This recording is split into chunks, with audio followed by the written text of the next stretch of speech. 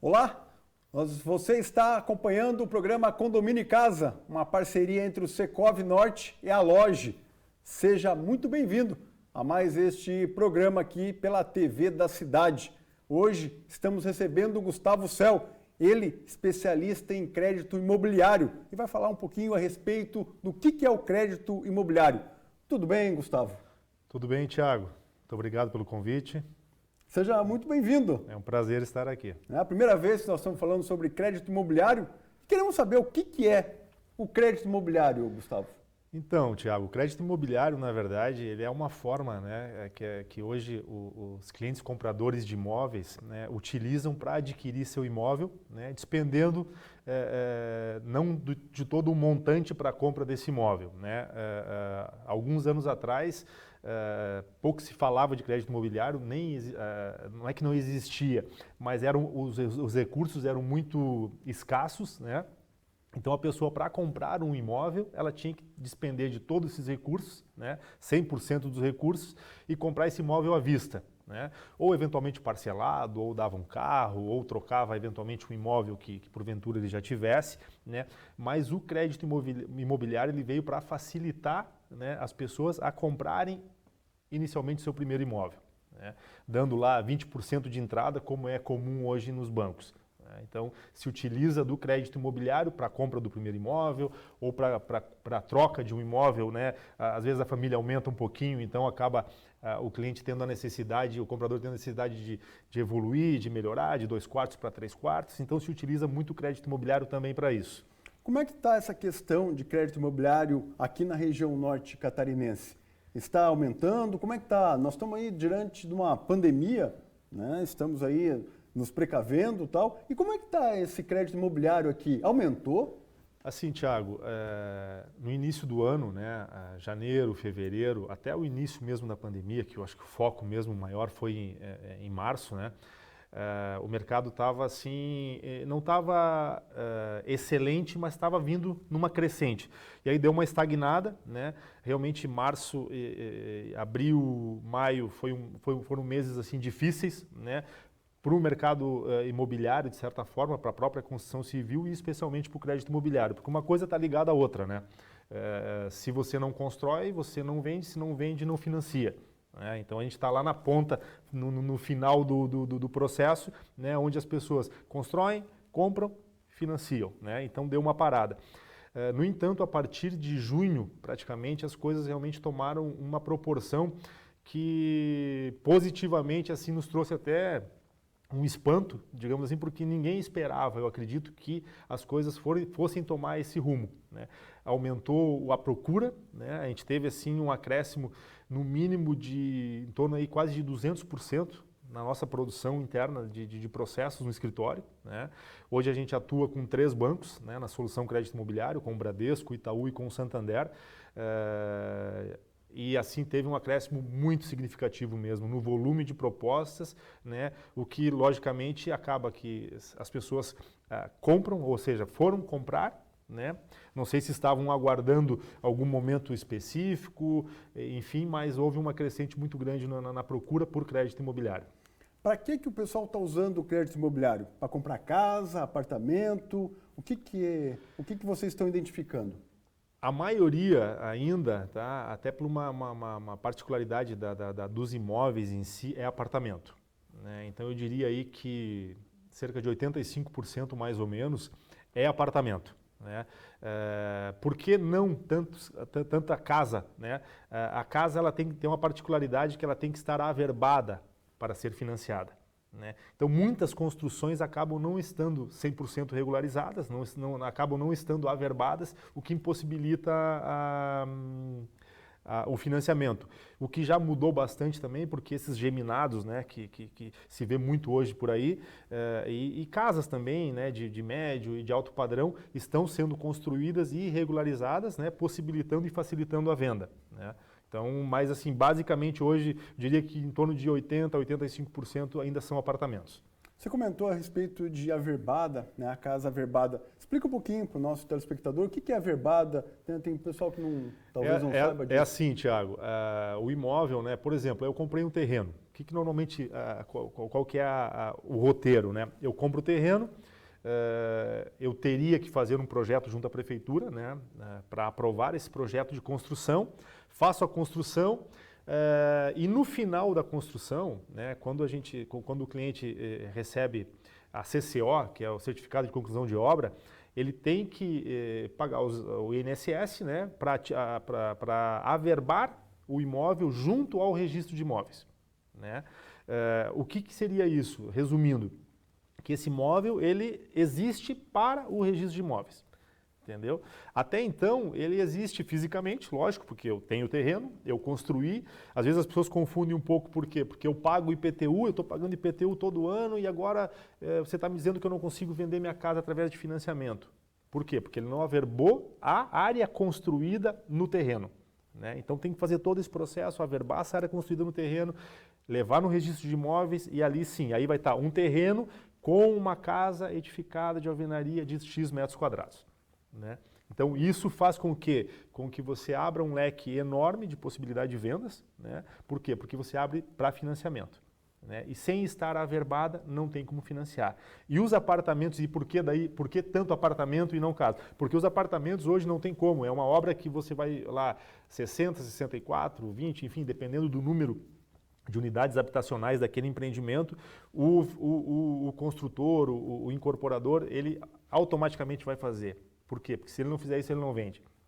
Entendeu? Entendi. Então isso facilita e viabiliza muito mais. Por isso também a alta, né, de imóveis verticais, né, de construções verticais, né? Você deve lembrar que há 15 anos atrás em Joinville tinha pouquíssimos prédios, né? E hoje você olha para os lados e tem uma enormidade de prédios e desde lá do antigo programa Minha Casa Minha Vida, que hoje é Casa Verde e Amarela, né? Mas que começaram a povoar também os bairros e tal, e o próprio centro da cidade que mudou um pouco a característica também, né? Que antes eram casas, casarões, terrenos maiores e que vão dando espaço para as construções verticais aí. Isso é verdade. Joinville cresceu há pouco tempo. Faz 50 anos que tem o primeiro prédio. O Manchester é de 1970. Exatamente. Né? Então, 50 anos que tem o Manchester. O primeiro prédio de Joinville. Só 50 anos. Exatamente. Eu me espantei porque quando eu vim para cá em 2001... Eu cheguei à mesma época. Eu cheguei também em 2002. Eu morava na época em Florianópolis. Então, Florianópolis tinha um outro conceito já, né? Porque já tinha muitos prédios e tal. E quando eu vim para cá, eu me espantei um pouco mesmo, porque a maior cidade do estado, eu não conhecia Joinville até então, né? Não conhecia, né, nunca tinha estado em Joinville, conhecia, lógico, mas e me espantei realmente assim porque era uma cidade muito plana, né? E levou ainda muito tempo para que eu diria, né, não posso estar enganado de repente, mas eu acredito que realmente assim de uns 10 anos para cá ou 12 anos para cá que assim tomou uma outra proporção, né, para construções verticais. Sim, né? Nós temos aí construtoras novas, né? Tem uma construtora que completou agora recente 13 anos. Outra completou 8 anos, né, que veio de fora. Então tem algumas construtoras que vieram para cá, uma construtora de Londrina, construtora de Curitiba. Exatamente. Então todas estão investindo, abriram os olhos potencial, para o potencial de Joinville, a maior cidade, né, sei lá, 650 mil pessoas, né? Entendeu? Então, uma necessidade habitacional muito grande, como não específico e não exclusivo de Joinville, desculpa, né, de praticamente todas as cidades, um déficit habitacional muito grande, né? Então, essas empresas realmente identificaram, né, um potencial tremendo e que tem, né, e que ainda tem muito a crescer ainda nesse segmento, né, Thiago? Legal. Como que fica a questão de FGTS? Todo mundo pode usar o FGTS para fazer uma compra de um apartamento, de uma casa, usar no crédito imobiliário? Como é que funciona essa questão de FGTS? Assim, Thiago, o FGTS ele tem algumas regras, né, que o comprador deve atender para poder utilizar, para poder se beneficiar, na verdade, do recurso, né? É esquisito falar em se beneficiar porque o recurso é dele, né? Mas assim, aí foi criado algumas regras, né, para que ele pudesse usar. Primeiro, ele tem que ter acima de 3 anos de contribuição ao FGTS, ok? Não precisa ser em períodos contínuos, né, mas no total da carteira assinada, digamos assim, ele tem que ter no mínimo de 3 acima. Tá? Essa é uma das regras. Ele não pode ter imóvel no município onde ele reside e trabalha, ou em município limítrofe, né? E em alguns casos até eles chamam na região metropolitana. Né? Por quê? Porque o Conselho do FGTS entende o seguinte, que se eu tenho um imóvel, por exemplo, em São Francisco do Sul, que é município limítrofe de Joinville, eu não preciso me beneficiar do uso do meu FGTS para a compra desse imóvel. Porque eu teria condições de vir de São Francisco para Joinville todos os dias ou vice-versa. Ok? Não pode ter uma das regras também do FGTS é não ter nenhum imóvel financiado em qualquer parte do país. Né? Como é uma cidade que realmente cresceu demais, veio muita gente de fora, né, Thiago, nos últimos anos, então assim, veio muita gente de São Paulo, de Porto Alegre, das grandes, né, capitais, e não só das capitais, enfim, mas de outros estados, né, e às vezes a pessoa tinha um imóvel financiado lá. Né, e continuou, até porque às vezes você faz um financiamento normalmente no prazo máximo que é 30 anos. Né? Alguns bancos trabalham com 35, mas numa média é 30 anos. E se ele fez esse financiamento há 5 ou 10 anos, né, dificilmente ele quitou. Né? Só que ele veio transferido para cá, ou ele veio para cá em busca de uma nova oportunidade, e eventualmente alugou o imóvel lá, né? E aí vem aqui, trabalha 1 ano, 2 anos, 3 anos, junta um recurso, né? E agora eu vou comprar meu imóvel. E aí quero utilizar meu FGTS. Não pode usar, porque ele já tem esse financiamento ativo ainda certo, lá. Certo. Né? Então, assim, tem algumas regrinhas, né? Mas assim, estando dentro dessas regras, sem problema nenhum, pode utilizar. Né? E uma questão até bem peculiar assim, da maioria dos compradores, né? A Caixa Econômica. A Caixa Econômica é um banco que hoje detém praticamente 70% do crédito imobiliário no país. Né? E muitas pessoas ainda entendem e acham que eu só posso comprar e usar o meu FGTS se eu financiar pela Caixa. Certo. Entendeu? E não é assim. O FGTS você pode utilizar em qualquer banco. Né? Por exemplo, a solução, nós trabalhamos, como eu falei no início, com o Bradesco, com o Itaú e Santander. Qualquer desses bancos, o comprador pode utilizar o FGTS desde que se enquadre nas regras do FGTS. Certo. Interessante. Legal. A gente só pensa a Caixa. Tem 70%, mas os outros 30%... São divididos entre vários outros bancos. Né? É que assim, a Caixa sempre foi conhecida como Banco da Habitação. Sim. Né? Então é meio que natural, né, que as pessoas tenham isso ainda, né, de poxa, eu preciso comprar, quero comprar com a FGTS, vou comprar na Caixa. Né? A questão também, uma outra questão assim, muito peculiar da Caixa, as pessoas ainda acham e têm em mente que a Caixa tem a menor taxa, né, de contratação. Né? Tem a menor taxa de contratação no Minha Casa Minha Vida.